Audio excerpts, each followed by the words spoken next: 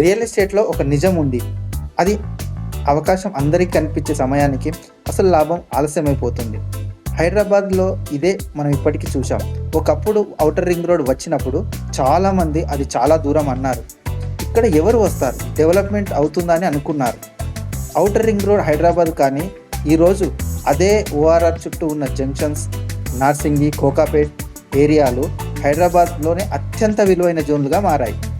నార్సింగి, కోకాపేట్ ఎందుకంటే ప్రతి ఎగ్జిట్, ప్రతి జంక్షన్ ఒక భవిష్యత్తు గ్రోత్ సెంటర్గా మారింది.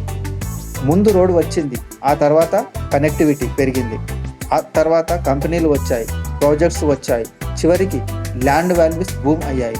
ఇప్పుడు అదే హిస్టరీ మళ్ళీ రిపీట్ అవుతుంది. హైదరాబాద్ బూమ్ వస్తుంది.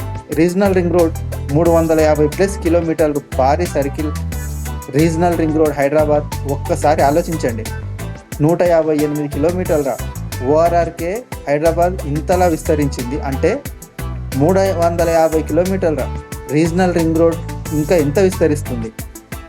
ఎన్ని కొత్త ఎగ్జిట్ వస్తాయి, ఎన్ని కొత్త జంక్షన్స్ ఏర్పడతాయి, ఎన్ని కొత్త హాట్స్పాట్స్ తయారవుతాయి. గతంలో ఓఆర్ఆర్ దగ్గర ఇన్వెస్ట్ చేయలేకపోయిన వాళ్ళకి ఇప్పుడు రీజనల్ రింగ్ రోడ్ దగ్గర అవకాశం ఉంది. ఎందుకంటే ఈరోజు ఖాళీగా కనిపించే జంక్షన్ రేపు ఒక ప్రైమ్ లొకేషన్ అవ్వచ్చు. రీజనల్ రింగ్ రోడ్ దగ్గర ఈరోజు 10,000 గజం విలువ ఉండొచ్చు, రేపు 1 lakh కావచ్చు. మరి ఇంకెందుకు ఆలస్యం? మీరు కూడా రీజనల్ రింగ్ రోడ్ దగ్గర ఇన్వెస్ట్ చేయాలని అనుకుంటే స్క్రీన్ పైన కనిపిస్తున్న నంబర్కి ఇప్పుడే కాల్ చేయండి. Thank you. ఇలాంటి మరిన్ని వీడియోస్ కోసం మా ఛానల్ని లైక్ చేయండి, సబ్స్క్రైబ్ చేయండి.